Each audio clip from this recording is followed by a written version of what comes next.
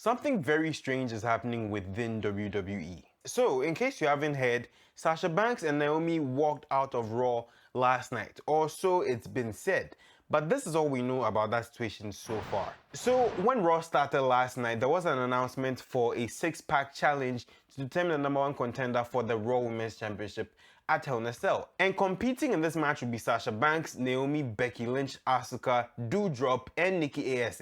Now, any fan at that point might have raised an eyebrow because why are the Women's Tag Team Champions in a match to determine the #1 contender for the Raw Women's Championship when they have titles that they barely even defend at premium live events? So about halfway through the first hour of the show, we see Adam Pearce talking to Becky Lynch about something, and when the segment resumes after the commercial break, we see Becky Lynch clearly say, "I saw them leave, I saw them leave," and she's referring to Naomi and Sasha Banks, but no one exactly knew what was going on at that point. And then, at that very moment, Adam Pearce takes Sasha Banks, Naomi, Nikki ASH, and Doudrop out of the six-pack challenge and effectively makes it a one-on-one between Asuka and Becky Lynch. And then towards the latter stages of the show, Corey Graves makes a statement about Sasha and Naomi leaving in an unprofessional manner, so that definitely raised some eyebrows. And then Sean Ross Sapp did confirm that indeed these two had left the building earlier in the night before the main event could take place.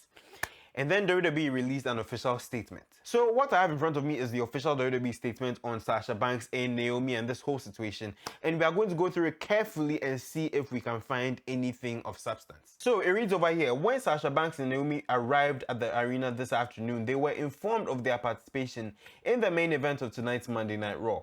During the broadcast, they walked into WWE Head of Talent Relations John Laurinaitis' office with their suitcases in hand, placed their tag team championship belt on his desk, and walked out.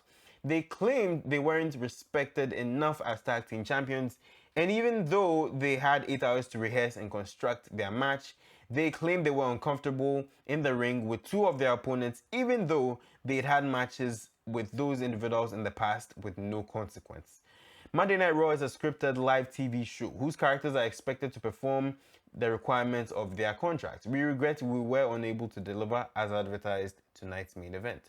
So this is one part of the story, but then a few things are clarified not too long after that. Now, whenever something noteworthy happens within WWE, I tend to look at certain accounts, and one of them I look at is WrestleVotes. Now, WrestleVotes had this to say on the situation. He said, source notes the WWE statement regarding Sasha and Naomi's walkout is just the baseline of the details. The tension leading up to the walkout was palpable all day, with both superstars upset as something that transpired. More details will come out in due time on this. So WrestleVotes does say that yes, this is the baseline, and then we get even more clarification from Sean Ross Sapp on Fightful Select. I was able to pick parts of it based on something I read on Cultaholic.com, and here it is right here. So this is part of the article. You can go and check the full article on Cultaholic.com. I will leave a link in the description below. But it says here that reports noted Banks was unhappy about her creative plans for the evening, and a meeting with Vince McMahon about a situation followed, in which both parties refused to back down. In an update, Fightful Select reported that Naomi was actually scheduled to win the six-pack challenge. Interesting. Okay. All right. The match would have been built to ensure Naomi and Sasha Banks didn't interact in the encounter, for obvious reasons, of course, while Nikki ASH wouldn't have been involved with Doudrop at any point in the contest. Naomi would have then pinned Nikki ASH to win the match. That's some interesting stuff. But then it goes ahead to say that WWE statements claimed Banks and Naomi were uncomfortable in the ring with two of their opponents, but Fightful reported Naomi and Banks didn't say they were uncomfortable working with Becky Lynch or Asuka and talent they hadn't heard anything about the women's tag team champions, thinking anyone was unsafe until WWE's statement was published. Furthermore, WWE's statement acknowledged that Banks and Naomi said they weren't respected enough as tag team champions, which we did read earlier. This was ultimately the crux of Banks and Naomi's unhappiness, and Fightful noted Sasha Banks and Naomi's issues largely were concerns about the direction of their tag team and the division as a whole, which are very legitimate concerns that they should have if we've been having them for months on end. Remember when Nikki ASH and Rhea Ripley were tag champs and they had to face Carmella and Selena Vega almost every single week? Yeah, that was an indication of some things. It then goes on to say the tag team reportedly pitched to face Nikki ASH and Doudrop at the Hell in a Cell premium live events, not pay-per-view. We don't do those anymore. The idea was rejected though, and another pitch that would have seen Ash and Doudrop interfere in the Belair versus Naomi match at the June premium live event was also turned down. So that's very strange because these women have the tag team championships. You haven't built your tag team division as well as you should. You fired so many people in the last 2 years to the extent that you almost have no tag teams, and even the men's tag teams are suffering.